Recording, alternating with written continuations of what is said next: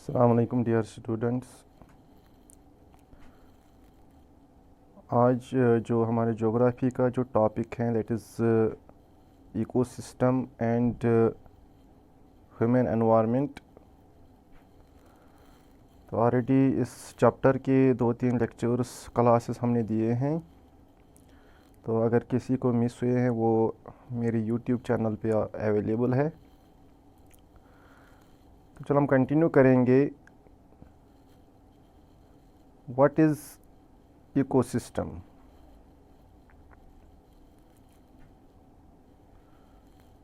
तो इकोसिस्टम क्या होता है? लिविंग ऑर्गेनिजम्स के दरमियान जो आपस में रिलेशन होती है, और इन लिविंग ऑर्गेनिजम्स के साथ साथ आपस में जो रिलेशन है उनके साथ साथ इनके जो सराउंडिंग एनवायरनमेंट जो होता है उसके साथ जो रिलेशन होती है, इसको हम कहते हैं ecosystem. That is the relation between the living organisms as well as the relation between organisms and their surrounding form the ecosystem। तो आपस में भी रिलेशन और फिर इनकी रिलेशन अपने एनवायरनमेंट के साथ, यही इकोसिस्टम बनाता है। तो ये इकोसिस्टम जो है ये बड़े से बड़ा हो सकता है, जैसे रेन फॉरेस्ट इकोसिस्टम है और ग्रासलैंड इकोसिस्टम है, desert ecosystem, mountain ecosystem, lake का ecosystem, river, ocean and even a small pond का भी इकोसिस्टम हो सकता है। तो ecosystem is simply the relation among the living organisms and their relation with their surrounding। now human environment, क्योंकि हम असल में जो टॉपिक जो है दैट इज़ चैप्टर का नाम एनवायरनमेंट और एनवायरनमेंट, तो इसमें हमने पढ़ा natural environment and human made environment. Now the last topic is human environment. तो ऑलरेडी हमने देखा नेचुरल एनवायरनमेंट वो एनवायरनमेंट होता है जो कुदरती तौर पे पाया जाता है हमारे आसपास। ह्यूमन मेड एनवायरनमेंट वो एनवायरनमेंट होता है जो इंसान मॉडिफाई करता है नेचुरल एनवायरनमेंट को, तो उससे को हम कहते हैं नेचुरल मैन मेड एनवायरनमेंट या human made environment. Now it is human environment, इंसान का अपना जो एनवायरनमेंट है, क्योंकि ह्यूमन बीइंग जो होते हैं they also interact with their environment. जो उनका आपस में आसपास एनवायरनमेंट सराउंडिंग होती है उसके साथ वो इंटरेक्ट करते हैं और उसको वो मॉडिफाई करते हैं एज़ पर देयर नीड्स और अकॉर्डिंग टू देयर नीड्स। तो human beings interact with the environment and modify it according to their needs. तो जैसे आपको पता ही है कि अर्ली ह्यूमन जो थे they adopted themselves to their natural surrounding.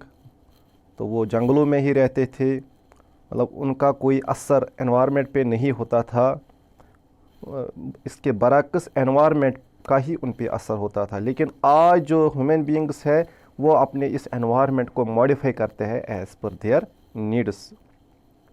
तो ये है with the passage of time human being जो है उन्होंने सीखे कैसे हम फसल उगाएंगे, कैसे नई नई चीज़ें हम उगाएंगे, कैसे हम एनिमल्स को डोमेस्टिक करेंगे, उनको पालेंगे, और एक इसके साथ साथ उन्होंने एक सेटल लाइफ गुजारना सीख ली कि हम कैसे एक ही, वरना वो एक नॉमेडिक लाइफ गुजारते थे, एक जगह से दूसरी जगह in search of food, in search of shelter जाते थे। लेकिन जब इन्होंने सीखे नए नए चीज़ों को उगाना और नए एनिमल्स को पालना, तो इसके साथ इनका जो ये नॉमेडिक लाइफ था वो ख़त्म हो गया और इन्होंने एक सेटलर लाइफ गुजारना शुरू की।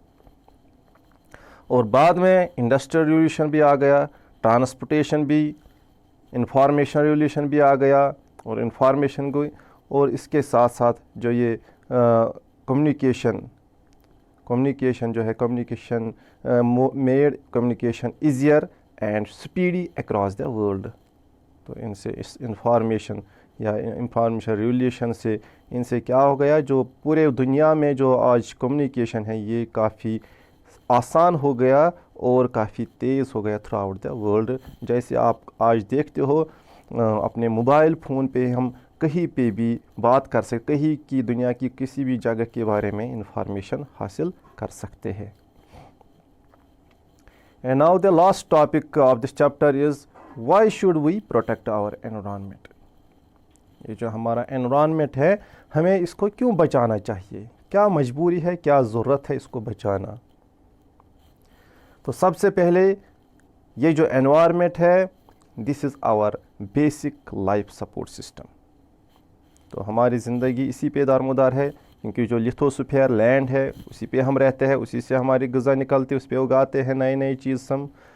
हाइड्रोस्फीयर वाटर जो है हमारी ज़रूरी है, एटमॉस्फेयर ज़रूरी है.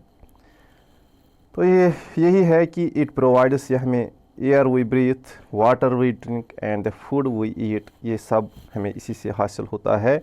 और हम जिस पे रहते हैं लैंड पे, वो भी इसी एनवायरनमेंट से हमें हासिल होती है. तो ये ज़रूरी है कि हम इस एनवायरनमेंट को बचाएं, क्योंकि ये हमारा बेसिक लाइफ सपोर्ट सिस्टम है. आल्सो ये जो एनवायरनमेंट है, it provides us natural resources. कुदरती तौर पे जो रिसोर्सेज पाए जाते हैं इस दुनिया में, जो अल्लाह ताला ने रखे हैं, तो जैसे वुड है, फ्यूल है, एनर्जी है, मिनरल्स है, तो ये सब हमें इसी नेचुरल इसी एनवायरनमेंट से हासिल होते हैं, लिथोस्फीयर के पार्ट से. और मोस्ट ऑफ द जो ह्यूमन बींग्स होते हैं, ह्यूमन बींग्स की एक्टिविटीज़ होती है, it effect the environment in one और द अदर वे. जो अभी हमने कहा कि जो ह्यूमन एक्टिविटीज़ है, ये इस एनवायरनमेंट को मॉडिफाई करते हैं एज़ पर देयर नीड्स. और बहुत सारे ऐसे पार्ट्स एनवायरनमेंट के हैं that have been badly damaged by overuse of और wrong use of resources. लेकिन अब इंसान हद से ज़्यादा बढ़ गया है, और ये क्या कर रहा है, आज धीरे धीरे ये जो एनवायरनमेंट है, अब ये डैमेज्ड होने लगा है इस ह्यूमन एक्टिविटीज़ से, due to the over use या रॉन्ग यूज़. जो ये रिसोर्सेज इस कायनात में हैं, उनका ओवर यूज़ करके या उनको रॉन्गली यूज़ करने, जैसे फॉरेस्ट्स है, पास्चर्स है, फार्म्स है, वाटर बॉडीज़ है, और भी बहुत सारे ऐसे सोर्सेज है जिनकी वजह से, जिनको रॉन्गली यूज़ करने से या ओवर यूज़ करने से इस एनवायरनमेंट पे असर पड़ रहा है. और अगर यही हालत रही, अगर यही ऐसी सिचुएशन रही कि जो ये हम डैमेज कर रहे हैं इस एनवायरनमेंट को, तो this damage will be irreparable and the consequence will be very serious. होगा ये हमारे लिए, हमारी इस धरती के लिए, हमारे इस अर्थ के लिए, और पूरी जो ज़ुरियात है इस पे जो पाए जाते उन सब के लिए. और our own existence will be at stake. जो हमारी एग्जिस्टेंस, अपनी ज़िंदगी, ये भी दाव पे लग सकती है. इसके साथ साथ हमें ये भी जानना चाहिए दैट दिस, ये जो कंपोनेंट्स एनवायरनमेंट के हैं, they are not static. दिन ब दिन चेंज हो, they are dynamic not static. इसमें चेंजेस आती रहती है. तो बहुत सारे थ्रू वेरियस प्रोसेसेस ये चेंजेस आती है इस एनवायरनमेंट में, इन कंपोनेंट्स में. और ये जो चेंजेस है, these changes may be slow but sometimes they are very sudden as well. कभी ये स्लो भी हो सकती है और कभी ये अचानक भी हो सकती है. चेंजेस बहुत तेज़ भी हो सकती है, जिससे एक इंसान को ये अंदाज़ा नहीं लगा सकता है कि कितना नुकसान हम पे पहुंच सकता है इस अर्थ पे. तो this was all about this chapter. Now here are some important dates regarding this chapter. That is, number 1 is when is World Environmental Day celebrated, that is 5th June. तो ये आप याद रखें कि 5th June जो है, this is celebrated as the Environmental Day. तो world population day 11th July. World ozone day, this is celebrated on September 16th. World forestry day, this is celebrated on March 21st. Earth day is celebrated on April 7th. World wild life day, it is celebrated on October 4th. And International Day for Biological Diversity is celebrated on May 22. Hope you all understood this. और अगर किसी को कोई फिर भी कोई मुश्किलात है समझने में, वो मुझे बता सकता है. और किसी को मिस हो गया ये क्लास तो वो बार बार देख सकता है मेरी यूट्यूब चैनल पे, तो वो आप सब्सक्राइब करोगे। Thank you, have a nice day, Allah हाफ़िज़।